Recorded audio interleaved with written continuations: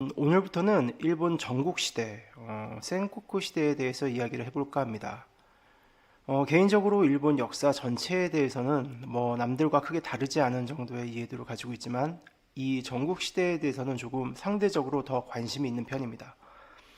굳이 일본 역사에 대해서 디테일하게 알 필요가 있느냐라고 한다면 딱히 드릴 말씀은 없지만 개인적으로 문화, 역사 등에 관해 지식을 쌓는 게 무언가를 즐길 때 몇 배 더 강화를 시켜주는 느낌입니다.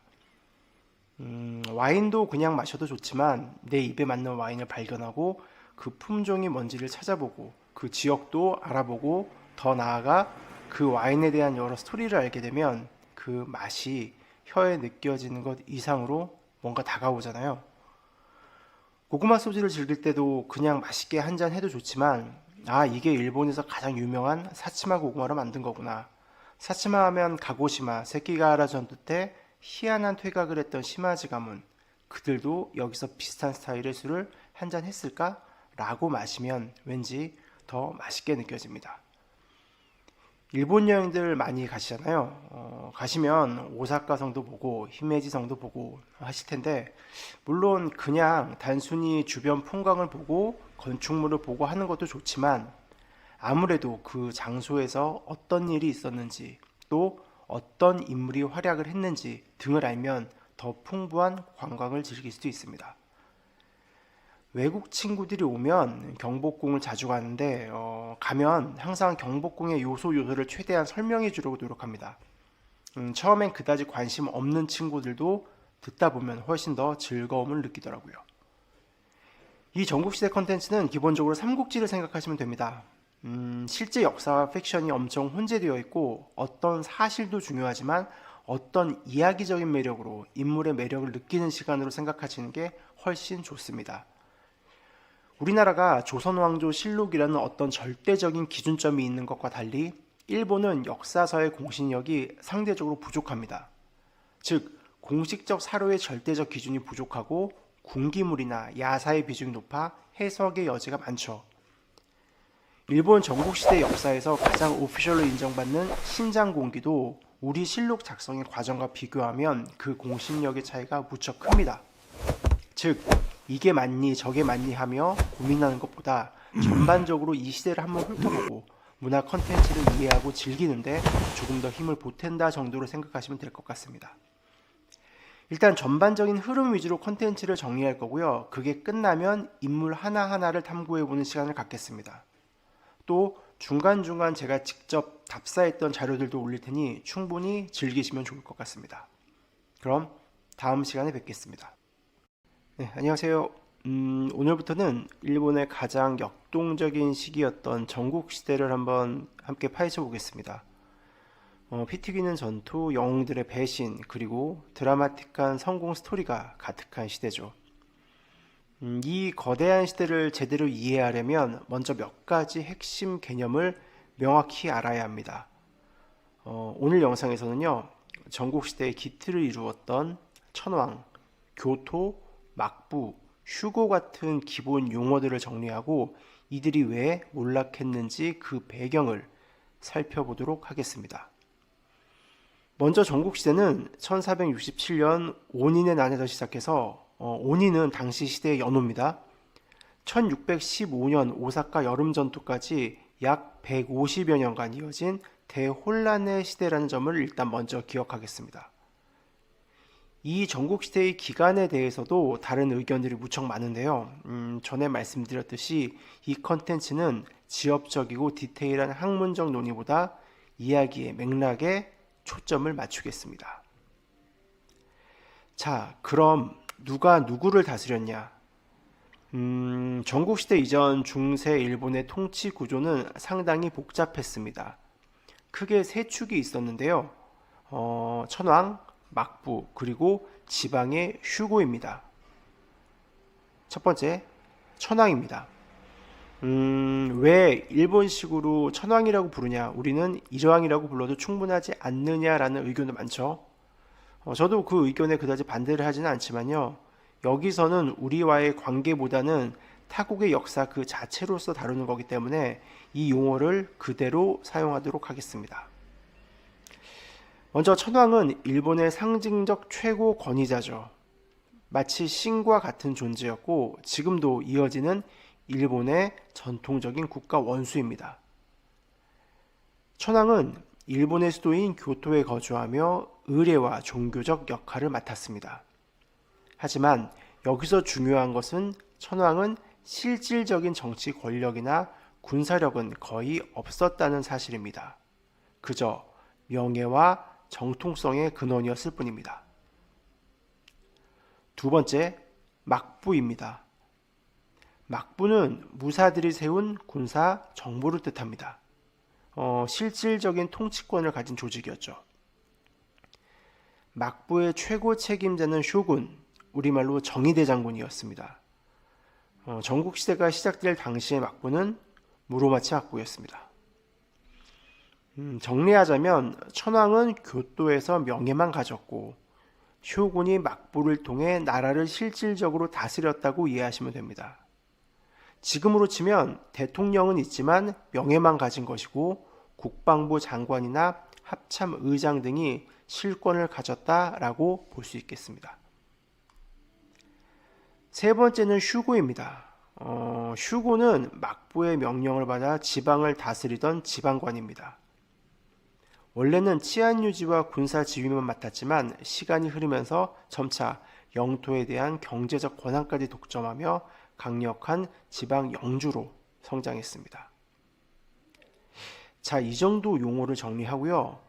이렇게 복잡했던 통치 구조가 무너진 결정적인 사건이 바로 초반부에 얘기했던 1467년 오닌의 날입니다. 막부 최고 권력자인 쇼군의 후계자 문제 때문에 지방의 실세인 슈고 다이묘들이 얽히면서 대규모 전쟁이 터집니다. 전쟁은 수도인 교토에서 무려 11년간 지속됩니다. 결과는 처참했죠. 교토는 불탔고 천황이 사는 궁궐도 위태로워졌습니다. 그리고 싸움에 참여했던 슈고 다이묘들은 서로 싸우느라 힘을 다 잃어버렸죠. 결국 중앙정부인 무로마치 막부는 지방의 통제력을 완전히 상실했고 천황의 권위는 땅에 떨어졌습니다. 중앙에서 통제하던 슈고 가문들도 부하들에게 배신당하며 무너지기 시작합니다. 이렇게 중앙 권력의 빈자리가 생기면서 일본은 사실상 많은 소국으로 분열됩니다. 자, 이렇게 중앙이 무너지자 혼란 속에서 새로운 실력자들이 등장합니다. 그리고 이 시대를 상징하는 단어는 바로 하극상이죠. 아랫사람이 윗사람을 억누른다는 뜻이죠. 더 이상 혈통이나 막부의 명령은 중요하지 않았습니다. 능력 있는 자, 용감한 자가 주군을 몰아내고 영주 자리를 차지할 수 있었습니다. 이렇게 하극상을 통해 스스로 영지를 획득하고 독립적인 통치를 시작한 새로운 영주들을 우리는 센코쿠 다이묘라고 부릅니다. 이들은 쇼군의 명령을 무시하고 자신의 영지를 독립국가처럼 다스렸죠. 그리고 다음 컨텐츠부터는 이 센코쿠 다이묘들에 대해 이야기해 보겠습니다. 오늘은 여기까지입니다. 구독과 좋아요 부탁드립니다. 감사합니다. 지난 영상에서는 전국시대의 시작을 알리는 오닌의 난과 하극상이라는 핵심 개념을 살펴봤습니다. 오늘은 이 혼란 속에서 누가 어디를 차지하고 있었는지를 살펴보겠습니다.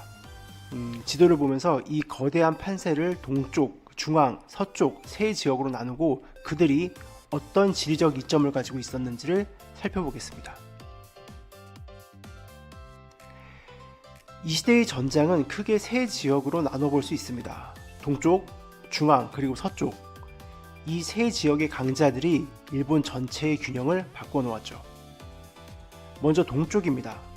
지금의 도쿄가 있는 간토 지역과 그 서쪽의 주부 지방은 전국시대 내내 가장 격렬한 전투가 벌어진 곳이었습니다.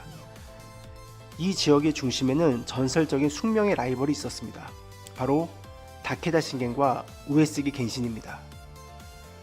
다케다 신겐은 가이의 호랑이라 불리며 지금의 야마나시현 일대를 근거지로 삼았습니다.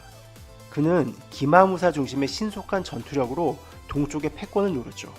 근데 이게 드라마나 만화책 등에는 이 기마무사를 거대한 말 위에서 말 그대로 기마병으로 전투를 한 걸 연출을 하는데요.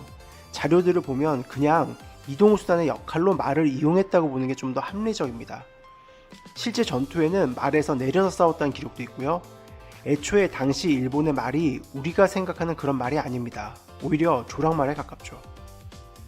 넘어가서 다키다 신겐의 영원한 라이벌 우에스기 겐시는 에치고의 용이라고 불렸습니다. 그는 정의와 의리를 중시하며 다케다와 5차례나 격돌했습니다. 그리고 이들의 전투는 전국시대의 상징처럼 전해지죠. 또한 간토 지방에서는 또 다른 강자 호조 가문이 있었습니다. 이 가문은 하극상의 상징이라 불리는 호조 소운이 세웠습니다.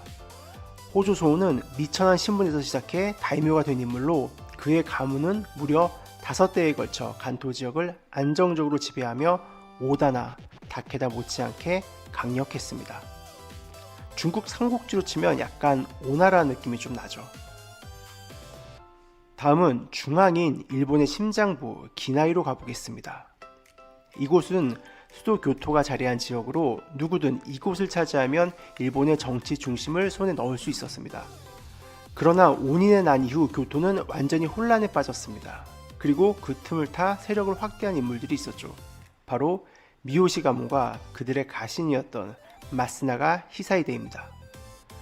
그들은 쇼군을 무력화시키거나 암살하는 등 교토의 정치를 장악했습니다. 사실상 무너진 막부의 실권을 쥔 세력이었죠. 그리고 이 혼란 속에서 등장한 한 인물, 바로 오다 노부나가입니다.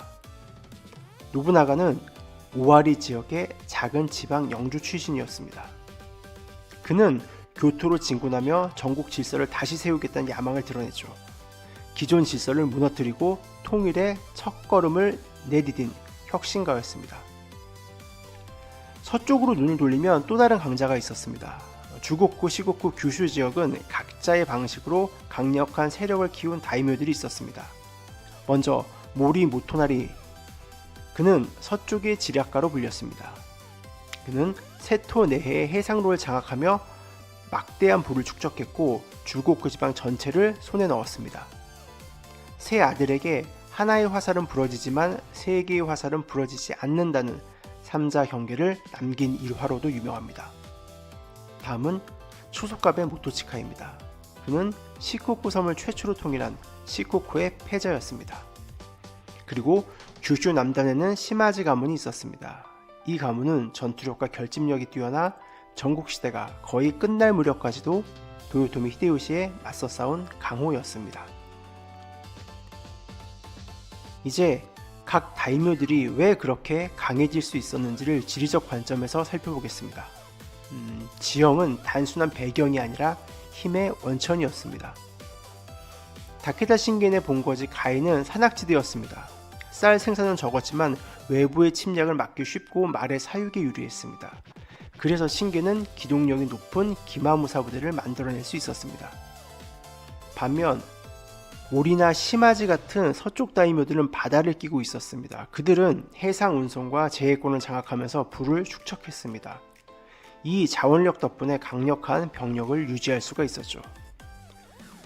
오다 노부나가의 오와리는 일본 동부와 서부로 있는 교통의 요충지였습니다. 병력과 물자의 이동이 쉬웠기 때문에 세력을 빠르게 확장할 수 있었던 겁니다. 전국시대의 수많은 다이묘들 중에서 역사의 방향을 바꾼 3명의 영웅이 있습니다. 바로 사명걸입니다. 오다 노부나가는 혁신가였습니다. 그는 철포를 도입하고 봉건시설을 파괴하여 통일의 기반을 닦았습니다. 울지 않는 두견새는 죽여버린다고 한 이야기의 인물이죠.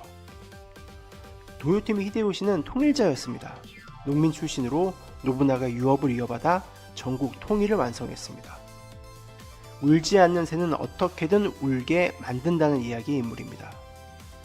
마지막으로 도쿠가와 이에야스는 안정자였습니다. 그는 혼란의 시대를 종식시키고 260년간 이어질 에도 막부 체제를 세운 인물입니다. 울지 않는 새는 울 때까지 기다린다는 이야기의 인물입니다.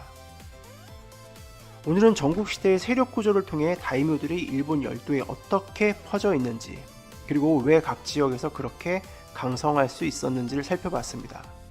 다음 영상에서는 드디어 이 전국시대 시리즈의 첫 깃발을 꽂을 사나이 오다 노부나가의 등장과 천하포모의 여정을 집중적으로 살펴보겠습니다. 감사합니다. 오늘은 일본 전국시대를 완전히 뒤집어 놓은 남자 오다 노부나가의 이야기로 시작하겠습니다. 우리가 영웅이라고 하면 보통 단정하고 권위 있고 품격 있는 인물을 떠올리죠. 그런데 노부나가의 시작은 전혀 달랐습니다. 그의 고향 오와리 사람들은 그를 오와리의 바보라고 불렀습니다. 참고로 오와리는 지금의 아이치현 서부, 그냥 쉽게 나고야 주변입니다. 어쨌든 왜 하필 바보였을까요? 노부나가는 무사로서의 예절과 전통을 완전히 무시했습니다. 기이한 옷차림을 하고 길거리에서 밥을 먹고 신분 높은 사람 앞에서도 격식을 차리지 않았죠. 후대 몇몇 기록들은 이런 기행을 단순한 이상 행동이 아니라 사람들의 고정관념을 깨기 위한 계산된 행동이었다라고도 하는데, 하나 확실한 건 그는 바보의 가면을 쓴 혁신가였던 겁니다. 오늘 우리는 이 오와리의 바보가 어떻게 피해 숙청을 통해 오와리를 통일하고 단 한 번의 전투로 전국시대의 주인공이 되었는지를, 그 놀라운 여정을 함께 살펴보겠습니다. 노부나가의 야망은 외부의 적보다 먼저 자신의 집안 내부를 정리하는 것에서 시작됐습니다. 그의 아버지 오다 노부히데가 1551년에 세상을 떠나자 오다 가문은 곧바로 권력 싸움에 빠졌습니다. 노부나가의 동생인 오다 노부유키가 갈등의 중심이었습니다. 그는 온화하고 예의 바른 인물로 가문의 어른들과 원로들이 훨씬 신뢰했습니다. 가신들도 말이죠. 노부나가는 너무 괴팍하다. 차라리 노부유키가 주군이어야 한다. 결국 두 형제는 무력 충돌을 벌입니다. 노부나가는 두 차례 반란을 진압했지만 첫 번째 반란 후에는 어머니의 간곡한 부탁으로 동생을 용서했습니다. 하지만 1557년 노부유키가 다시 반란을 꾀했다는 보고가 들어오자 노부나가는 더 이상 주저하지 않았습니다. 그는 거짓 화해를 빌미로 동생을 불러내어 직접 숙청합니다. 이 사건은 단순한 형제 싸움이 아니었습니다. 노부나가에게 이것은 가문의 질서를 바로 세우는 정치 행위였습니다. 그는 감정보다 통치에 필요한 대의를 앞세웠습니다. 내부 반대파를 완전히 제거한 노부나가는 1559년 오와리 전역을 통일하고 거점 기요스성의 자리를 잡습니다. 노부나가의 초기 성장에는 한 명의 특별한 조력자가 있었습니다. 그의 장인이자 미노의 영주 사이토 도산입니다. 미노는 지금의 기후 지방입니다. 도산은 본래 기름장수 출신이었으나 뛰어난 책략과 무력을 통해 주군을 몰아내고 스스로 다이묘가 된 인물로 하극상의 상징이었습니다. 다만 기름장수 출신이라는 내용의 출처는 그다지 신빙성이 높지는 못합니다. 어쨌든 노부나가는 1549년 도산의 딸 노히메와 혼인합니다.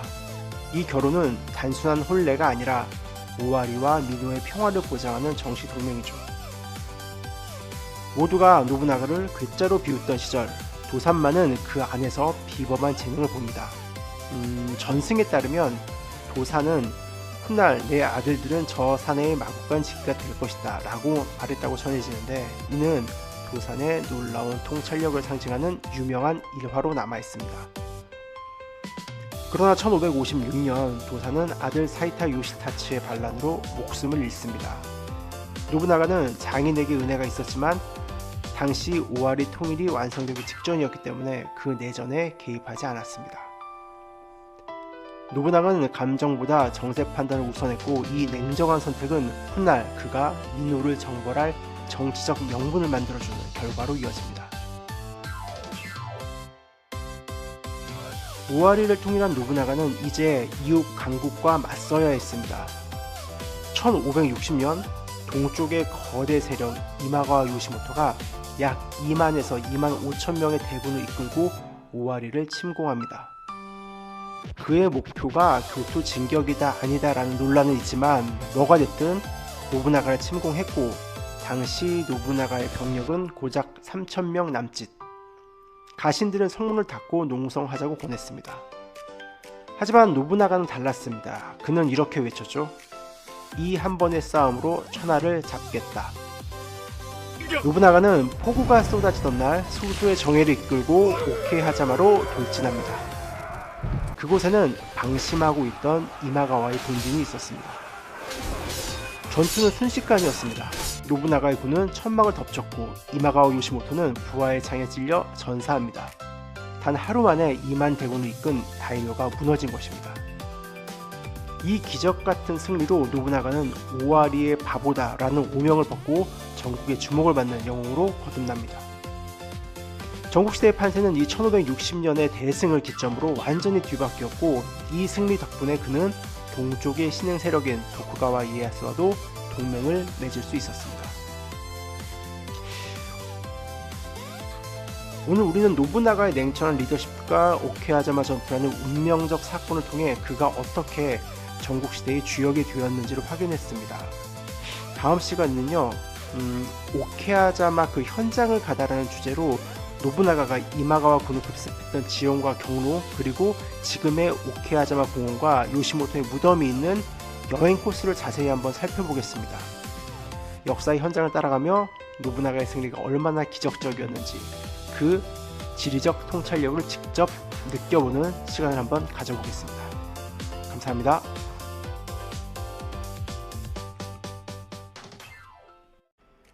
안녕하세요. 지난 시간에는 오와리의 바보라 불리던 오다 노부나가의 초창기 이야기를 살펴봤습니다. 오늘은 그중 기적같은 승리였던 오케하자마 전투에 대해 조금 더 알아보고 실제 그 현장으로도 한번 가보겠습니다. 직접 답사했던 자료들을 좀 보여드릴 테니까요, 나고야 지역을 여행하실 때 코스로 잡으셔도 아마 좋을 것 같습니다. 1560년 5월 19일 노부나가의 인생을 바꾼 하루가 찾아왔습니다. 동쪽의 거대 세력 이마가와 요시모토가 약 2만 5천 명에 달하는 대군을 이끌고 오와리 지역을 침공해온 것이죠.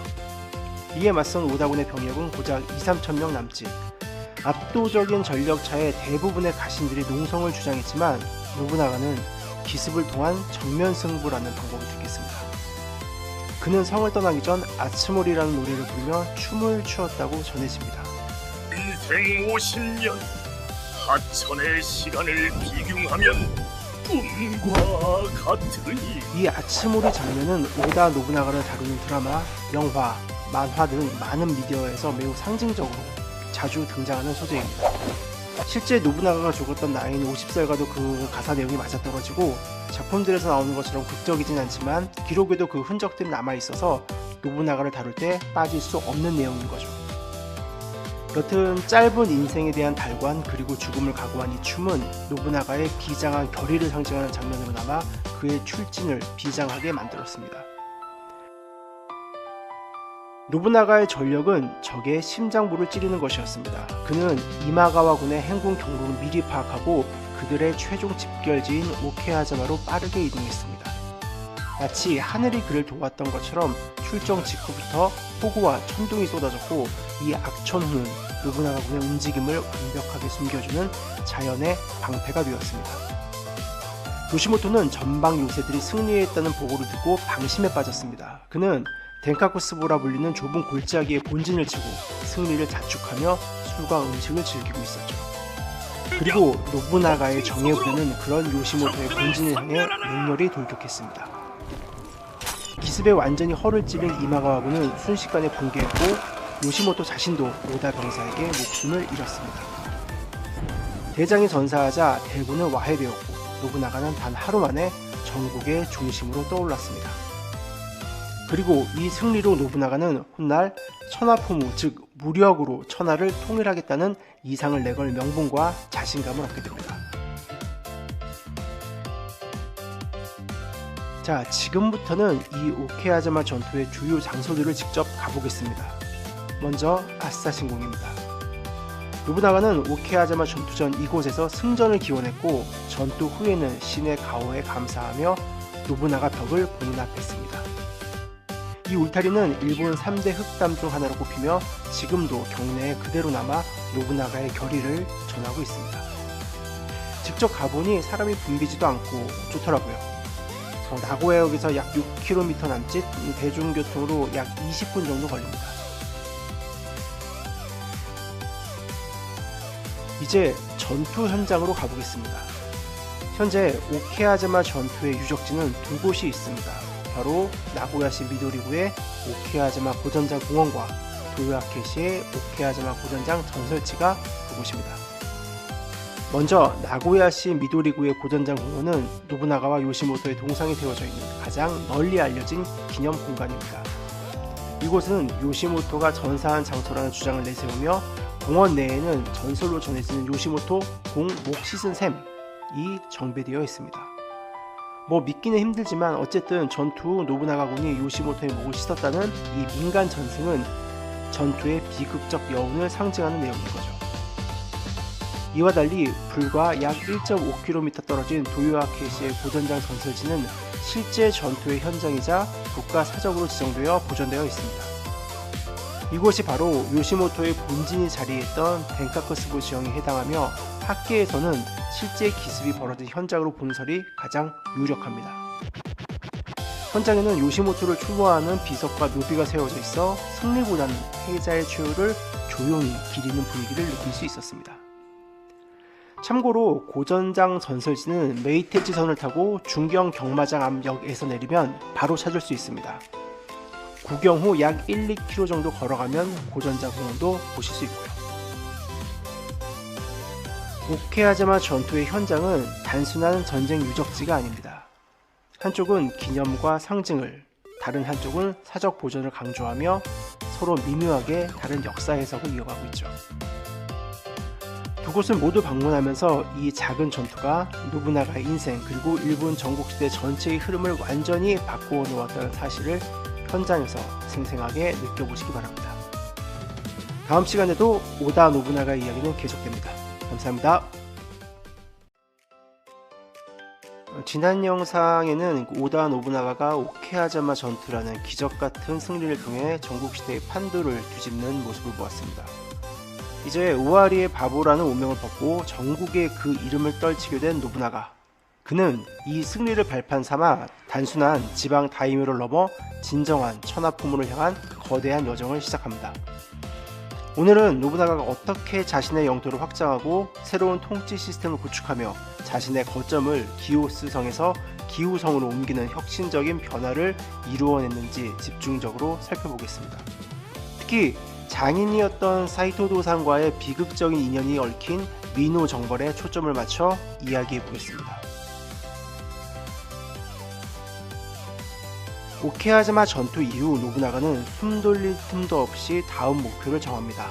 바로 오와리의 북쪽에 있는 미노 지방이죠. 미노는 노부나가의 장인이었던 사이토 도산의 영지였습니다. 앞서 말씀드렸듯이 도산은 아들 사이토 요시타치의 반란으로 목숨을 잃었죠. 노부나가는 당시 오와리 내부 상황이 급했기에 장인의 죽음에 신속하게 개입하지 못했지만 그의 마음속에는 장인의 원수를 갚고 미노를 자신의 영지로 삼겠다는 야망이 있었습니다. 미노 정벌은 생각보다 쉽지 않았습니다. 요시타치는 꾀가 많고 용맹한 인물이었지만 오케아자마 전투 직후인 1561년에 죽어서 노부나가와 오랜 기간 대적하지는 못했습니다. 그의 아들 사이토 타츠오키가 어린 나이에 가족을 잃지만 그는 아버지보다 무능하고 방만한 인물이었습니다. 하지만 미노의 험준한 지형과 사이토 가문의 잔존 세력은 여전히 오다군에게 큰 장애물이었습니다. 노부나가는 무력만으로 미노를 차지하는 것이 어렵다는 것을 깨닫고 정보전과 심리전을 적극 활용합니다. 타츠오키의 가신들에게 밀사를 보내 동요를 유도하고 민심을 얻기 위한 정책도 펼쳤죠. 미노의 이나바야마성을 최종적으로 공략하기 위해서는 적의 심장부 근처에 전략적인 발판을 마련하는 것이 필수적이었습니다. 노부나가는 적의 거점에서 지극히 가까운 스노마타의 전진기지 역할을 할 성체를 건설할 것을 명령합니다. 하지만 이는 적의 눈앞에 성을 짓는 것과 마찬가지였습니다. 앞서 임무를 맡았던 장소들은 번번이 실패하고 물러나야 했죠. 이때 노부나가의 신의 가신이었던 하시바 히데요시, 훗날 도요토미 히데요시가 이 위험천만한 임무에 장원합니다. 히데요시는 기존의 축성 방식을 완전히 뒤집었습니다. 그는 멀리서 목재를 미리 가공하고 이를 뗏목처럼 강물에 뛰어 적진 깊숙이 운반했습니다. 그리고는 밤을 틈타 병사들을 총동원하여 자재들을 조립하듯 신속하게 성체의 외형을 구축합니다. 이 성체는 민호 병사들의 입장에서는 자고 일어났더니 갑자기 눈앞에 마치 요술처럼 하룻밤 만에 솟아난 것처럼 보였고, 사람들은 이를 스노마타 이랴성이라 부르며 히데요시의 능력을 전설처럼 이야기하게 됩니다. 이 성체는 오다군의 사기를 극대화하고 민호 내부의 가신들에게 노부나가의 군세가 불가항력적이라는 심리적 압박을 가하는 결정적인 분수령이 되었습니다. 히데요시의 이 공로는 그가 노부나가의 최고 가신으로 빠르게 출세하는 발판을 마련해 주었습니다. 물론 학자들은 하룻밤 만에 성이 완성되었다는 이야기는 히데요시의 영웅적 이미지를 극대화한 후대에 윤색된 전설일 가능성이 높다고 봅니다. 노부나가의 1차 기록인 신장공기에도 이 일화는 등장하지 않죠. 즉, 히데요시가 스노마타에서 꽤 괜찮은 전략과 축성 능력을 발휘하여 민호 정벌에 결정적인 기여를 했다는 정도만 받아들이면 되지 않을까 싶습니다.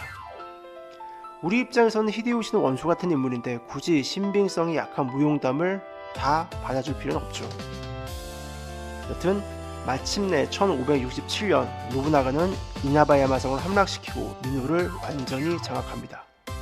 이는 단순히 영토 확장을 넘어 장인 도산의 수건을 이루고 자신의 세력 기반을 크게 확장한 중요한 사건이었습니다.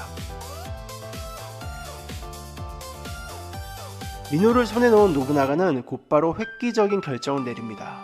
그는 오와리의 거점이었던 기요스성을 떠나 민호의 이나바야마성으로 본거지를 옮깁니다. 그리고 성의 이름을 이나바야마성에서 기우성으로 개명합니다. 동시에 노부나가는 자신의 정치 이념이자 대외적인 목표를 천명합니다. 그것이 바로 천하포무라는 인장이었습니다. 이 인장은 무로 천하를 덮는다 라는 뜻으로 단순히 자신의 영토를 넘어 일본 전체를 무력으로 통일하겠다는 강력한 선언이었죠. 이는 그가 더 이상 지방의 일개 다이묘가 아니라 혼란한 전국 시대를 끝낼 구원자이자 혁신적인 통일군주가 되겠다는 의지를 만천하에 드러낸 것입니다. 기우성 천도와 천하포무 선언은 노부나가가 오와리라는 한 지방에 갇혀있던 시대를 끝내고 전국 통일의 대업을 본격적으로 시작했음을 알리는 상징적인 사건이었습니다. 노부나가는 단순한 군사력이 아니라 경제력과 민심이 천하통일의 중요한 기반이라는 것을 꿰뚫어 보았습니다. 그는 기우성을 중심으로 새로운 통치 시스템인 라쿠이치 라쿠자를 도입합니다. 물론 이 정책의 최초 시행자가 노부나가는 아니지만 가장 제대로 시행한 인물이었죠. 라쿠이치 라쿠자란 자유로운 시장, 자유로운 좌라는 의미입니다. 당시 일본의 상업활동은 좌라는 상인 길드가 독점하고 있었고, 이들은 상납금을 바치고 시장을 통제하며 높은 통행세나 수수료를 징수했습니다. 노부나가는 이러한 낡은 관습을 파괴하고 자신의 영지 내에서 모든 시장의 자유로운 개설을 허용하고 좌의 독점권을 폐지하여 통행세나 관세 등을 대폭 철폐했습니다. 이는 상업활동을 활성화시켜 물자를 원활하게 유통시키고 영지 내의 상인과 농민 모두에게 경제적인 자유를 주어 막대한 부를 창출하게 했습니다. 타지에서도 사람들이 몰려들었죠. 라쿠이치 라쿠자는 노부나가의 혁신적이고 실용적인 면모를 보여주는 대표적인 정책입니다. 오늘은 오케아자마의 기적 이후 노부나가가 어떻게 민호를 정복하고 거점을 기우성으로 옮겨 천하포무를 선언했는지, 그리고 라쿠이치 라쿠자와 같은 혁신적인 정책을 통해 새로운 시대를 열었는지 살펴보았습니다. 이제 노부나가의 눈은 교토를 향하고 있었습니다. 다음 영상에서는 본격적인 다음 스텝을 다루기 전에 오늘 내용, 즉 제가 직접 다녀온 실제 기우성과 그 주변을 살펴보고 지난번 오케아자마 관광 코스에 더해 새로운 나고야 여행 코스를 소개해드리겠습니다.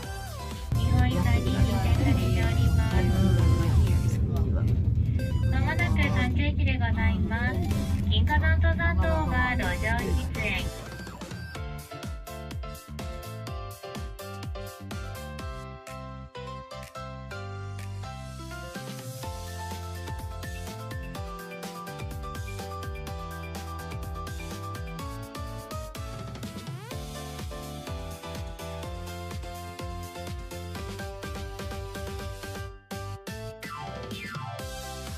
감사합니다.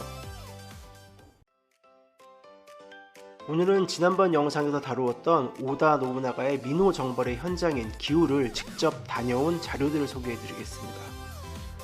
나고야 위쪽의 기후 지방, 이곳과 관련된 전국시대 스토리는 지난번 영상을 참조해 주시고요. 먼저 JR이나 메이테츠선을 타고 기후역까지 갑니다. 나고야역에서 대강 19분에서 35분 정도 걸립니다. 일단 역에서 내리면 바로 노부나가의 기운이 느껴집니다. 뭐 특별한 감각이 아니라 그냥 눈앞에 노부나가의 동상이 있거든요. 사진을 찍지 않을 수가 없죠. 그리고 일단 긴카산의 기후성 아래 기후공원으로 이동합니다. 버스를 타고 약 15분 정도 걸리네요. 이 평화로운 기후공원이 바로 노부나가가 민호 정벌을 진행할 때 사이토 가문이 굳건하게 버티던 산성이 시작되는 지점입니다. 공원 자체는 현대적인 휴식처지만 이곳의 돌 하나하나, 나무 한 그루 한 그루가 500년 전 치열했던 전쟁의 역사를 기억할 수 있겠네요. 노부나가는 이곳을 정복한 뒤 성 아랫마을에도 라쿠이치 라쿠자 정책을 펼치면서 전국에서 가장 번성하는 상업도시로 만들었죠. 바로 이 공원과 주변 마을 전체가 노부나가 혁신의 현장인 것입니다. 자, 이제 노부나가가 머물렀던 성으로 올라가 보겠습니다. 걸어 올라가는 등산로도 있지만 산세도 험준하고 관광객은 늘 시간이 부족하니까 편리하게 긴카산 로프웨이를 이용했습니다. 로프웨이가 고도를 높여갈수록 이곳 이나바야마 성이 왜 그렇게 함락시키기 어려웠는지 몸소 느끼게 됩니다. 사방이 가파른 절벽이고 산 전체가 하나의 거대한 방어 시설에 다름없습니다. 우강에서 이야기했던 스노마타 이자성의 성공이 얼마나 중요했는지 험난한 지형을 보면 더욱 실감할 수가 있죠. 마침내 기후성 정상입니다. 웅장하게 서 있는 이 성은 노부나가가 거점으로 삼은 후 몇 번의 소실과 재건을 거쳐 지금의 모습을 갖추게 되었습니다. 이 성의 원래 이름은 이나바야마성. 노부나가는 이곳을 점령한 뒤 기후라는 이름을 선사했습니다. 중국 고사를 인용해 자신이 천하 통일을 이끌 영웅임을 만천하에 선포한 상징적인 장소인 거죠. 다만 이 기후성의 천수각은 부흥천수입니다. 즉 철근, 콘크리트 등 현대적인 재료를 사용해서 외관만 복원한 천수각이죠. 관광용으로 내부가 박물관 형태로 사용됩니다. 그 유명한 오사카성과 나고야성도 이와 같은 부흥천수입니다. 천수는 그 건축 시점과 방식에 따라서 현존천수, 복원천수, 부흥천수, 모의천수 등으로 나뉘는데 현존천수는 에도시대 이전에 지어져서 현재까지도 원형 그대로 남아있는 천수각으로 전국에 12개만 존재하며 대표적인 예시로 히메지성, 히코네성 등이 있습니다. 복원천수는 비록 당시의 원형 그대로는 아니지만 철저한 고증을 바탕으로 같은 구조와 재료, 목조 공법 등으로 재건한 천수로 대표적인 예로 구마모토성이 있죠. 모의천수는 원래 천수가 없거나 천수가 있던 장소가 아닌 위치에 임의로 지은 천수각이죠. 여튼 다시 기후성으로 돌아와서 정말 바깥 풍경이 예술입니다. 노부나가가 이 자리에서 무로 천하를 덮겠다는 천하 포무의 의지를 다졌겠죠. 노부나가에게 이 풍경은 단순한 영토가 아니라 앞으로 정복해야 할 천하 그 자체였을 겁니다. 노부나가가 기요스성을 버리고 기후로 온 것은 단순히 거점을 바꾼 것이 아니라 지방 다이묘에서 전국적인 통일군주로 거듭나겠다는 그의 혁신적인 의지의 표현이었습니다. 우리가 오늘 기후역의 동상부터 이 기후성 정상까지 걸어온 여정은 노부나가가 오케하자마 승리 이후 7년간 민호 정벌을 통해 천하의 주인이 되기 위해 걸었던 그 혁신의 길을 따라온 것과 같습니다. 다음 시간에는 노부나가가 이 기우성을 발판 삼아 수도 교토로 진격하는 이야기를 다루겠습니다. 노부나가의 천하포문은 이제 막 첫걸음을 떼기 시작했습니다. 시청해주셔서 감사합니다. 안녕하세요. 지난 시간 우리는 기우성 정상에서 노부나가가 천하포문을 선언하며 야망을 드러낸 것을 확인했습니다. 하지만 선언만으로는 천하를 가질 수 없죠. 당시 일본의 심장은 여전히 천황과 쇼군이 있는 교토였습니다. 아무리 지방에서 힘을 키워봤자 교토를 장악하지 못하면 그냥 힘센 시골 촌놈 취급을 받을 뿐이었죠. 그런데 시골 다이묘가 무턱대고 교토로 군대를 끌고 가면 어떻게 될까요? 네, 바로 반란군이 됩니다. 노부나가에게는 자신의 강력한 군사력을 정당화시켜줄 명분, 즉 살아있는 깃발이 필요했습니다. 그리고 마침 역사는 노부나가에게 기가 막힌 타이밍에 그 깃발을 보내줍니다. 바로 비운의 망명객 아시카가 요시아키였습니다. 이야기를 잠시 1565년에 교토로 돌려보겠습니다. 당시 무로마치 막부의 13대 쇼군이었던 아시카가 요시테루는 권력을 되찾으려다 미요시 가문 등에게 처참하게 암살당합니다. 이를 에이로코의 변이라고 하죠. 이때 기적적으로 목숨을 건진 동생이 있었습니다. 바로 승려로 출가해 있던 아시카가 요시아키였습니다. 그는 형의 원수를 갚고 쇼군이 되겠다고 환속합니다. 하지만 현실은 냉혹했습니다. 요시아키는 나를 교토로 데려가 쇼군으로 만들어달라며 전국의 유력 다이묘들에게 호소했습니다. 에치젠의 아사쿠라, 카이의 다케다, 에치고의 우에스기. 하지만 그들은 요시아키를 돕는 것이 정치적으로 부담스럽거나 당장 자신의 영토를 지키느라 여력이 없다는 이유로 거절하거나 시간만 끌 뿐이었죠. 그렇게 3년 가까이 떠돌이 생활을 하며 지쳐가던 요시아키에게 손을 내민 유일한 남자, 그렇습니다. 그가 바로 오다 노부나가였습니다. 노부나가는 요시아키의 요청을 천하를 위한 대의라며 수락합니다. 하지만 두 사람의 속내는 완전히 달랐을 겁니다. 요시아키의 생각은 이 시골 무사의 군사력을 빌려 내가 쇼군이 되겠다. 노부나가의 생각은 내 총칼에 쇼군이라는 정통성을 입히면 나는 관군이 된다. 서로 다른 꿈을 꾸는 두 사람의 위험한 동맹. 1568년 9월 노부나가는 요시아키를 옹립하고 수만의 대군을 이끌고 교토로 진격합니다. 자, 여기서 지도를 한번 볼까요? 기우에서 교토로 가려면 오미 지역을 지나야 합니다. 이곳은 비와우를 중심으로 북쪽과 남쪽 세력이 나뉘어 있었는데요. 먼저 북오오미는 아자이 나가마사라는 젊은 맹장이 지키고 있었습니다. 이곳을 무사히 통과하기 위해 노부나가는 싸움 대신 정략 결혼을 택합니다. 자신의 여동생이자 절세 미녀인 오이치를 나가마사에게 시집 보낸 것이죠. 이 동맹 덕분에 노부나가는 오오미 북부라는 대문을 안전하게 열 수 있었습니다. 문제는 오오미 남부의 명문가 로카쿠 가문이었습니다. 그들은 어디 근본도 없는 게 쇼군을 칭하냐며 길을 막아섰죠. 노부나가는 협상 대신 공격을 택합니다. 오다군은 정광석화처럼 몰아쳤고 로카쿠의 가문의 주요 거점인 관음사 성등이 허무하게 무너집니다. 이 압도적인 무력 앞에 주변 다이묘들은 싸워보지도 않고 알아서 항복합니다. 1568년 9월 26일 노부나가는 마침내 요시아키를 데리고 교토에 입성합니다. 오케아자마 전투 이후 고작 8년, 오와리의 바보가 천하의 중심에 깃발을 꽂은 것입니다. 1568년 아시카가 요시아키는 드디어 제15대 쇼군에 취임합니다. 그는 감격하여 노부나가에게 부쇼군이나 관령 같은 최고위 관직을 제안합니다. 자네가 내 밑에서 2인자가 되어달라는 뜻이었겠죠. 그런데 여기서 노부나가의 의외의 선택이 나옵니다. 그는 관직을 쿨하게 거절합니다. 대신 그가 요구한 것은 딱 하나, 오사카 옆의 항구 도시 사카이와 남쪽 오오미 지역의 지배권이었습니다. 이것은 노부나가의 철저한 정치적 계산이었습니다. 형식적 권위 따위는 쇼군에게 줘버리고 막대한 돈과 군사적 요충지라는 실리를 챙긴 것입니다. 그는 낡은 막부 체제의 2인자가 될 생각이 없었습니다. 그는 그 체제 위에 군림하고 싶었던 거죠. 결국 사달이 납니다. 쇼군이 된 요시아키는 옛날 방식대로 정치를 하려고 했고 노부나가는 사사건건 간섭했습니다. 노부나가는 1569년에서 1570년 무렵 쇼군에게 여러 요구사항을 들입니다.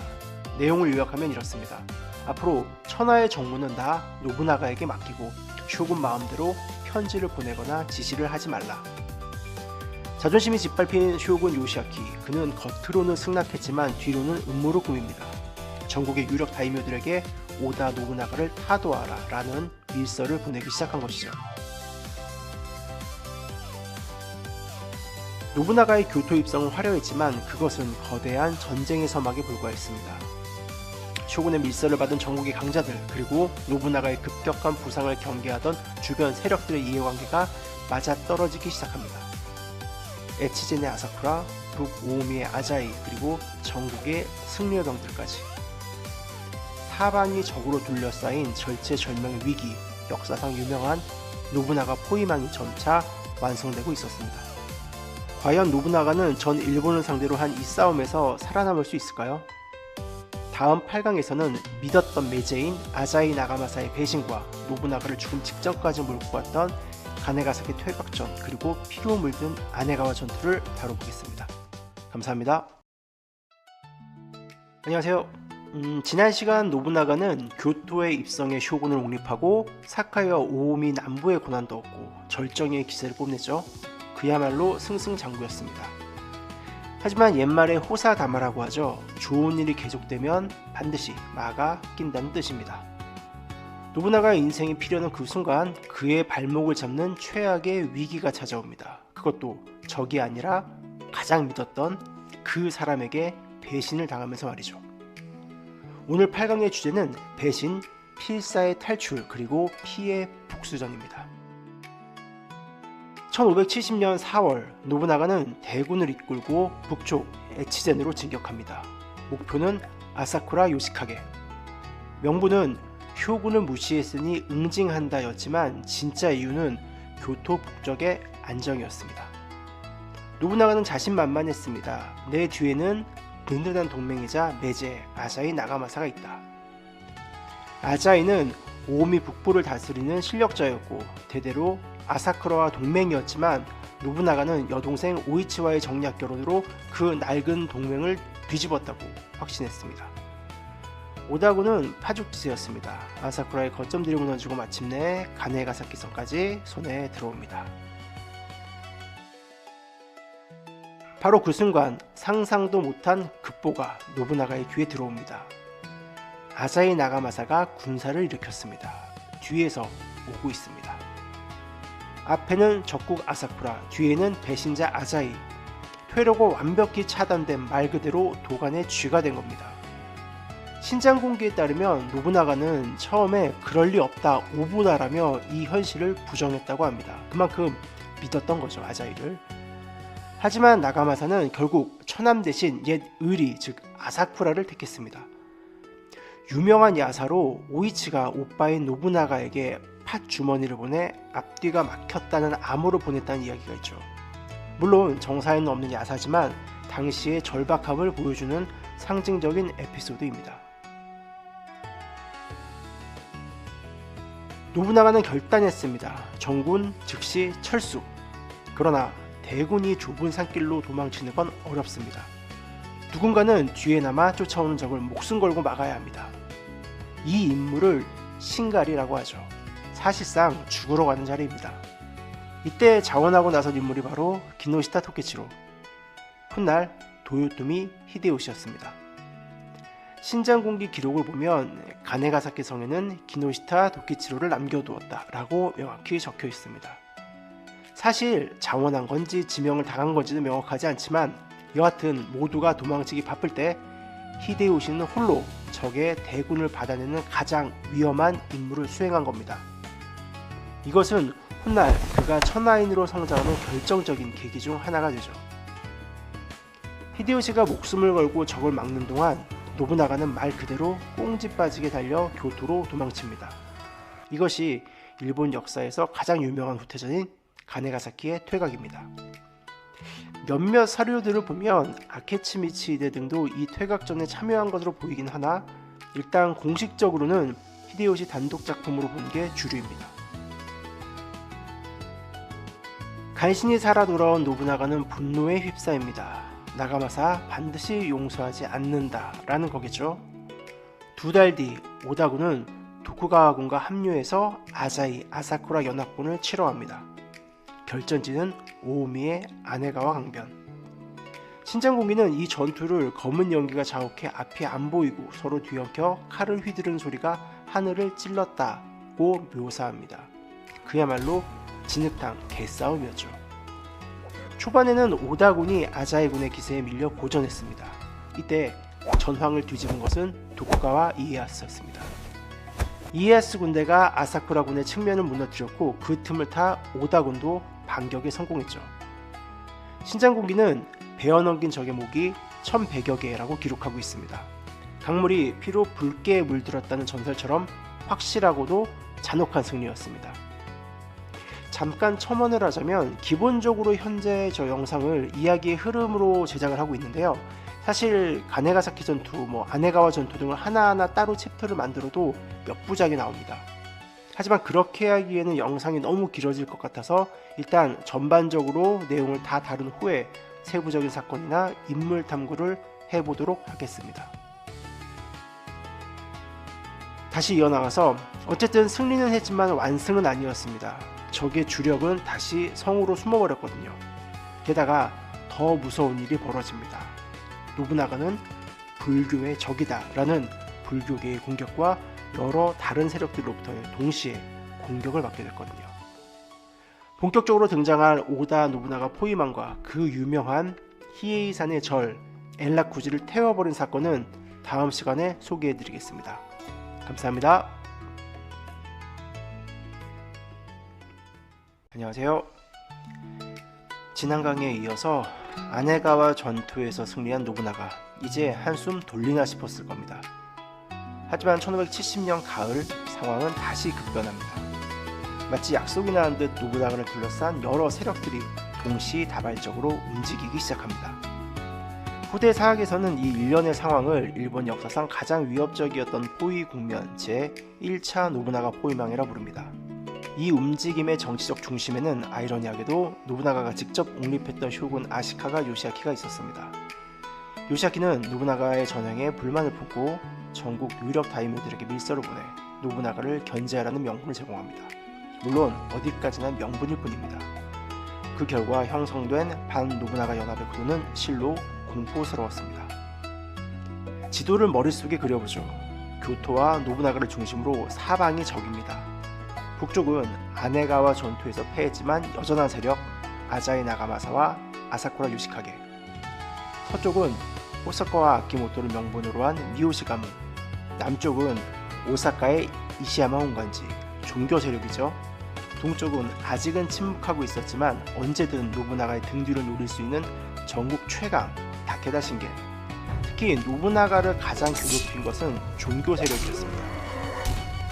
이코이키는 단순한 광신 집단이 아니라 신앙, 지역 공동체, 생존이 결합된 무장 집단이었고 이들은 죽음을 각오한 싸움을 서슴지 않았습니다. 노부나가 입장에서는 기존의 전쟁 상식이 통하지 않는 상대를 만난 셈이죠. 1570년 9월 위기는 현실이 됩니다.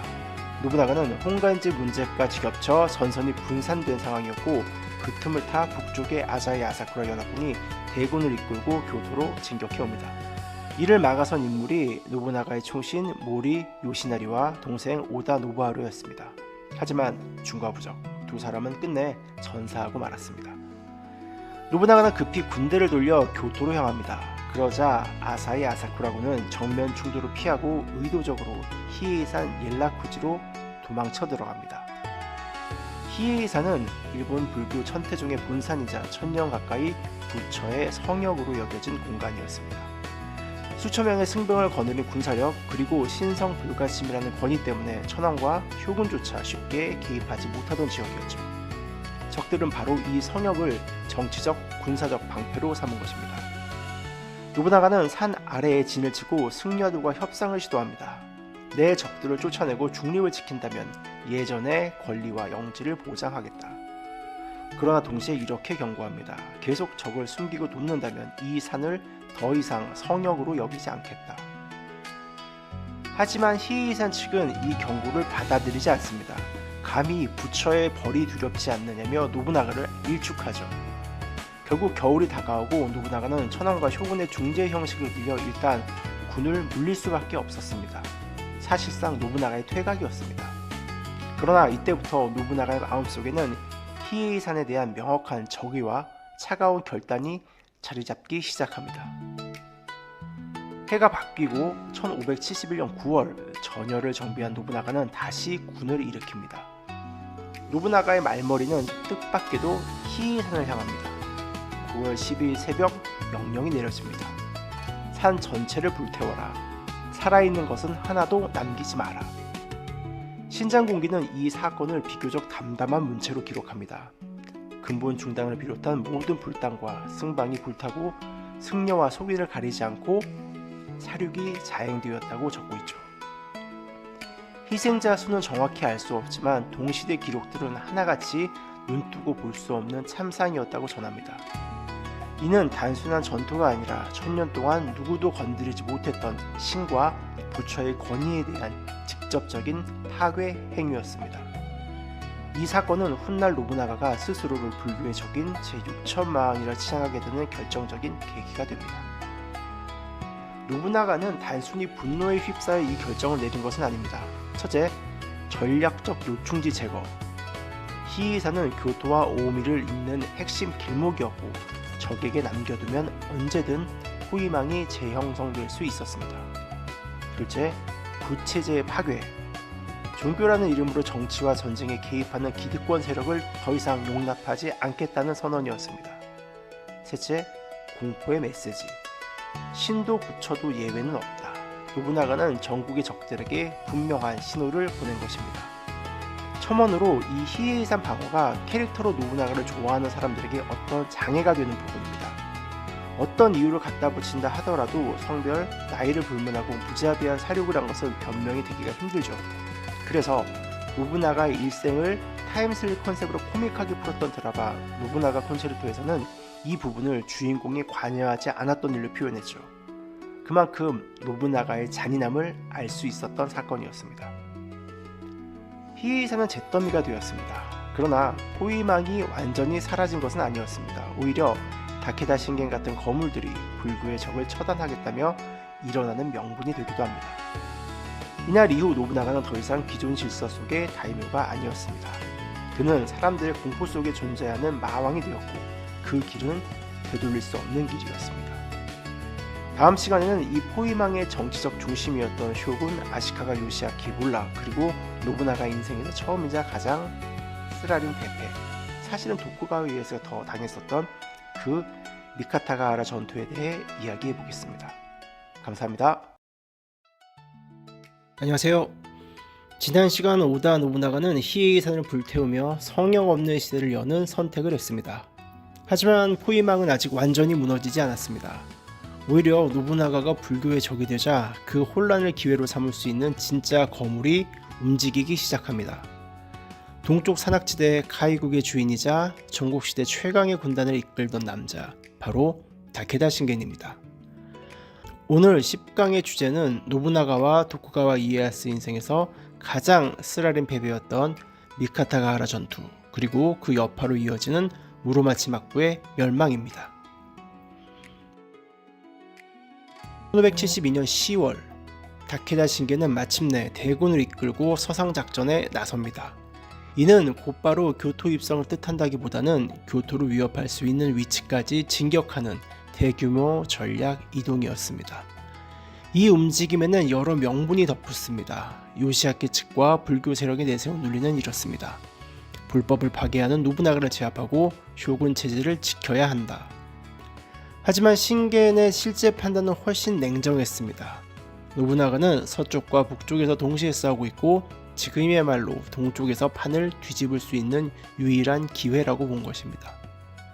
약 2만에서 3만에 이르는 병력이 도쿠가와 이에야스의 영지 도토미로 밀려들자 이에야스의 성들은 연이어 무너집니다. 이에야스는 급히 노부나가에게 지원을 요청합니다. 신겐이 움직였습니다. 도움이 필요합니다. 그러나 노부나가 역시 서쪽의 혼간지, 북쪽의 아자이 아사쿠라 문제로 대군을 움직일 여유가 없었습니다. 그가 보낸 지원군은 약 3,000명 수준, 사쿠마 노부모리 등이 이끄는 최소한의 병력이었습니다. 이에야스는 선택을 해야 했습니다. 성에 들어박혀 시간을 벌 것인가, 아니면 안방을 유린하는 적을 맞아 싸울 것인가. 그는 후자를 택합니다. 결전의 장소는 미카타가라라는 넓은 평원이었습니다. 다케다군은 약 2만에서 3만, 도쿠가와 오다 연합군은 약 1만 전후, 수적으로도 경험면에서도 열세였습니다. 전투는 길게 이어지지 않았습니다. 다케다 신겐의 노련한 전술 그리고 기마를 중심으로 한 압도적인 공격 앞에서 연합군의 전열은 짧은 시간 안에 완전히 붕괴됩니다. 이는 접전이라기보다 노부나가 이에야스 진영이 처음 겪는 일방적인 패배에 가까웠습니다. 이 전투에서 도쿠가와 이에야스는 극도의 공포 속에서 간신히 퇴각합니다. 이 패배를 잊지 않기 위해 그는 자신의 공포와 치욕이 그대로 드러난 얼굴을 초상화로 남기게 됩니다. 이것이 바로 훗날 시카미상이라 불리는 그림입니다. 이날의 공포를 평생 잊지 않겠다라는 거죠. 이 전투로 인해 노부나가 진영의 동쪽 방어선은 사실상 붕괴했고 신겐이 더 전진한다면 교토는 직접적인 위협에 놓일 수 있는 상황이었습니다. 이 소식을 듣고 가장 고무된 인물은 쇼군 아시카가 요시아키였습니다. 이미 1572년 말부터 요시아키와 노부나가의 관계는 돌이킬 수 없이 악화되고 있었고 신겐의 승전은 그에게 결정적인 자신감을 줍니다. 1573년 초 요시아키는 더 이상 숨기지 않습니다. 그는 공개적으로 노부나가와 결별하고 반 노부나가 노선을 명확히 합니다. 노부나가는 이 시점에서 극히 이례적으로 대폭적인 양보안을 제시하며 화해를 시도합니다. 그러나 신겐이라는 강력한 후원자를 믿고 있던 요시아키는 이를 거절하죠. 1573년 4월 노부나가 진영이 무너지기 직전 상황은 갑작스럽게 반전됩니다. 서진하던 다케다군이 돌연 진격을 멈추고 철수하기 시작합니다. 다케다 신겐이 급작스럽게 사망한 것입니다. 사인은 병으로 전해지며 여러 설이 있지만 확실한 것은 그의 죽음이 예상보다 훨씬 빨랐다는 점입니다. 신겐은 내 죽음을 당분간 숨기라는 말을 남겼다고 전해지지만 그의 부재는 곧 전선 전체에 영향을 미칩니다. 강력했던 다케다군은 더 이상 전진하지 못하고 철수합니다. 노부나가에게는 그야말로 천운이었죠. 신겐의 죽음을 확인한 노부나가는 즉각 태도를 바꿉니다. 이제 요시아키의 뒷배는 사라졌다. 1573년 7월 노부나가는 대군을 이끌고 쇼군 요시아키가 농성하던 마카시마성을 공격합니다. 요시아키는 오래 버티지 못하고 항복합니다. 노부나가는 그의 목숨을 살려주었지만 요시아키를 교토에서 추방합니다. 이로써 1336년부터 이어져 온 무로마치마코는 237년 만에 실질적으로 붕괴합니다. 형식적인 쇼군 직함은 남았지만 정치를 집행하는 쇼군 권력은 완전히 사라진 순간이었습니다. 신겐은 죽었고 쇼군은 쫓겨났습니다. 한때 노부나가를 숨막히게 조였던 제1차 노부나가 포위망은 구심점을 잃고 무너져 내립니다. 이제 남은 것은 하나뿐입니다. 노부나가를 배신하고 맞섰던 세력들에 대한 정산의 시간이죠. 특히 그 중에서도 노부나가를 가장 아프게 배신했던 인물 메제 아자이 나가마사 그리고 북쪽의 아사쿠라 가문. 다음 11강에서는 이 두 가문의 최후와 그 유명한 야사 해골 술잔 1화를 중심으로 노부나가의 복수극을 살펴보겠습니다. 감사합니다. 안녕하세요. 지난 시간 다케다 신겐의 급사와 막부의 멸망으로 노부나가를 옥죄던 포위망은 일단은 무너져 내렸습니다. 이제 노부나가에게 남은 건 계산을 끝내는 일뿐이었습니다. 자신의 등 뒤에 칼을 꽂았던 메제 아자이 나가마사, 그리고 포위망의 주축이었던 북쪽의 명문 아사쿠라 요시카게.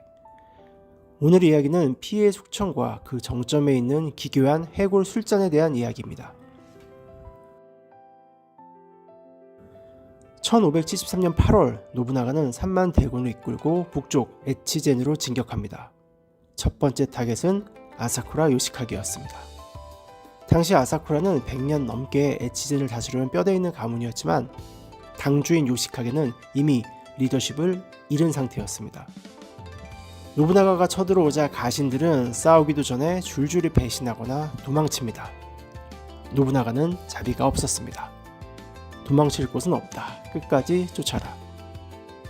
결국 아사쿠라 요시카게는 자신의 화려했던 거성 이치조 단위를 불태우고 산속으로 도망쳤다가 믿었던 사촌에게마저 배신당하고 자결합니다.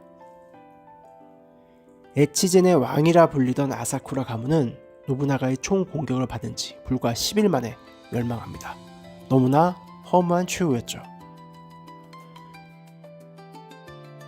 아사쿠라를 끝장낸 노부나가는 말머리를 돌려 오다니 성으로 향합니다. 그곳엔 노부나가가 가장 믿었으나 가장 아프게 배신했던 메제 아자이 나가마사가 있었습니다. 그리고 그 성 안에는 노부나가의 여동생 오이치와 아이들도 함께였죠. 오다니 성은 산 위에 지어진 난공불락의 요새였습니다. 노부나가는 힘으로 밀어붙이는 대신 하시바 히데요시를 선봉으로 내세워 기가 막힌 작전을 펼칩니다. 히데요리는 성의 허리이자 핵심 거점인 쿄고쿠마루를 기습 점령합니다. 이로 인해 산 위쪽의 아버지 히사마사와 아래쪽의 아들 나가마사가 분리되어 버립니다. 아자이군은 손발이 잘린 채 고립되었습니다. 최후의 순간 나가마사는 아내 오이치에게 말합니다. 당신은 오다 가문의 사람이니 아이를 데리고 돌아가시오. 노부나가 역시 여동생은 죽이고 싶지 않았기 때문에 히데요시를 통해 오이치와 세 딸을 구출해냅니다. 참고로 이때 구출된 장녀가 훗날 도요토미 히데요시의 측슬이 되어 아들을 낳고 결국 도요토미 가문을 멸망으로 이끄는 차차입니다. 3년은 에도 막부 제2대 쇼군인 도쿠가와 히데타다와 혼인하여 쇼군의 아내이자 천황의 외할머니가 됩니다. 차녀는 비록 첫째와 셋째 같은 강력한 인상은 없지만 이 둘의 중재자로서 가장 평온한 삶을 살았습니다. 결국 아자이 가문의 피는 성공적으로 후대에 이어진 거죠.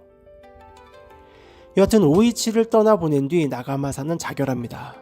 하지만 노부나가는 배신자에게 관용이란 없었습니다. 나가마사의 어린 아들까지 찾아내어 잔혹하게 저형함으로써 아자이 가문의 씨를 말려버립니다. 해가 바뀌고 1574년 1월 1일 기우성에서 성대한 신년 하례회가 열립니다. 전국의 다이묘와 가신들이 모인 화려한 자리. 이때 노부나가는 모두를 경악하게 만든 충격적인 물건을 내놓습니다. 화려한 오칠이 되고 금가루가 뿌려진 3개의 해골. 바로 아사쿠라 요시카게, 아자이 히사마사, 아자이 나가마사의 머리뼈였습니다. 흔히 노부나가가 이 해골에 술을 부어 마셨다고 알려져 있지만 신장 공개의 기록을 보면 조금 다릅니다. 3개의 머리에 오칠을 하여 연회 자리에 안주처럼 내놓고 구경하며 술을 즐겼다. 즉, 해골을 술잔으로 썼다기보다는 가장 미워했던 적들의 머리를 장식품처럼 전시해놓고 승리를 자축한 것입니다. 물론 술잔으로 쓰지 않았다고 해서 덜 엽기적인 건 아니겠죠. 이 해골 전시는 단순한 악취미가 아니었습니다. 자신에게 대적하면 매제든 명문가든 상관없이 이렇게 된다 는 것을 보여주는 극단적인 공포정치였습니다. 이로써 제1차 또는 1, 2차 노부나가 포위망은 일단 사라졌습니다. 신게는 병사했고 휴오군은 쫓겨났으며 아자이와 아사쿠라는 해골이 되었습니다.